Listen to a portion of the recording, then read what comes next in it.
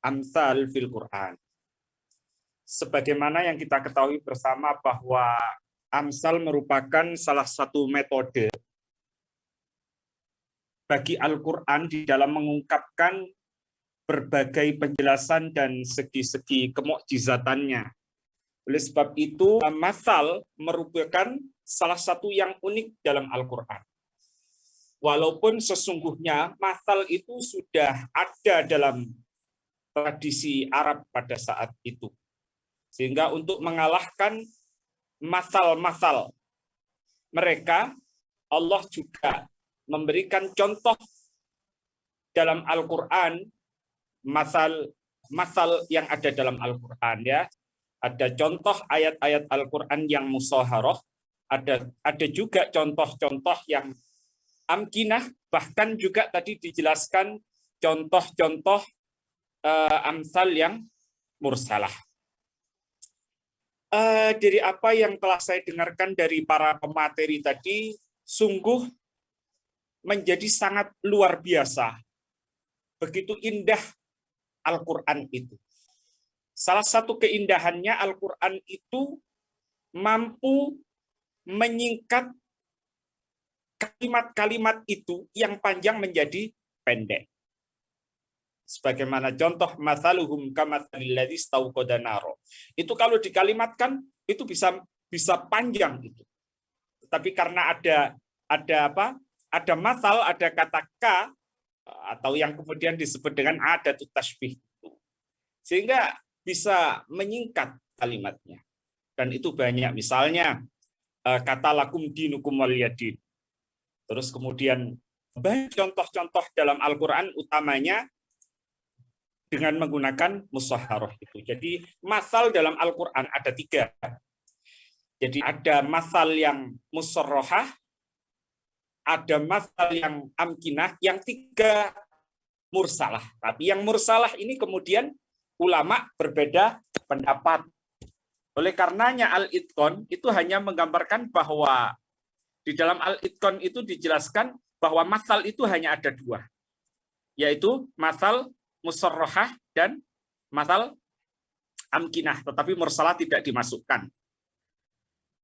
Dalam Menaul Qattan, mursalah itu dimasukkan, tetapi beliau juga menyampaikan bahwa mursalah ini kendati pun merupakan masal, tetapi dalam hukumnya nanti ulama berbeda pendapat. Ada yang tidak bolehkan menggunakan masal mursalah ini, tetapi juga ada yang membolehkan. Yang tidak membolehkan itu seperti contoh Imam Ar-Razi, dalam Menaul Qattan itu disebutkan, Ar-Razi itu tidak memperbolehkan menggunakan masal mursalah sebagai atau di dalam menerapkan hukum karena dianggap dikhawatirkan nanti disalahgunakan. Misalnya kata lakum dinukum waliyadin, bagimu agamamu, bagiku agamaku. Ini menjadi satu hal yang nanti bisa membahayakan. Jadi seakan-akan Al-Quran tidak mengajak kita untuk dakwah. Padahal intinya sesungguhnya itu adalah umat Islam diwajibkan untuk berdakwah. Jadi kesannya kalau ada kata lakum dinukum waliyadin, kesannya Al-Quran membiarkan orang itu muslim atau tidak muslim. Padahal sebenarnya itu adalah seruan untuk berdakwah. Jadi kata lakum dinukum waliyadin itu mungkin bisa jadi solusi terakhir lah ya sebelum itu ya. Jadi Imam Ar-Razi itu takut ada sebagian orang yang mempermainkan ayat itu, sehingga Ar-Razi menyatakan bahwa masal mursalah itu sebaiknya tidak digunakan. Tetapi ada ulama lain yang membolehkan masal mursalah itu sepanjang digunakan untuk hal yang sifatnya baik. Atau boleh dikatakan misalnya jika masal itu digunakan untuk yang kepentingan ukhrawi, maka itu diperbolehkan. Ya, sebagaimana contoh misalnya kutiba alaikumul qitalu wa huwa kurhul lakum wa asa an takrahu syai'an wa asa an tuhibbu syai'an wa huwa khairul lakum. Jadi boleh jadi peperangan yang sebenarnya tidak kamu inginkan itu adalah sesuatu yang baik. Itu dalam hal konteks ukhrawi atau dalam konteks ibadah. Tetapi dalam konteks dunia ada yang tidak bolehkan itu.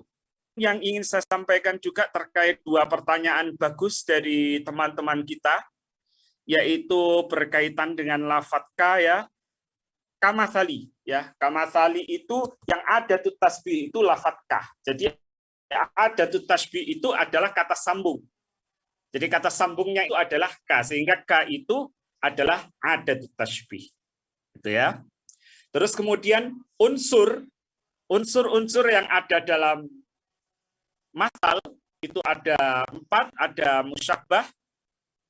musyabbah bih, ada wajhu syibah, ada adatut tasbih. Musyabbah itu adalah subjek yang hendak diserupakan, musyabbah bih adalah sesuatu yang diserupai, wajhu syibah adalah sifat yang terdapat pada kedua pihak itu ya. Kemudian yang keempat adatut tasbih, yaitu huruf atau kata sambung antara dua perkara yang diserupakan. Jadi kamathali itu adalah dua kata, yang ka itu adalah adatut tasbih.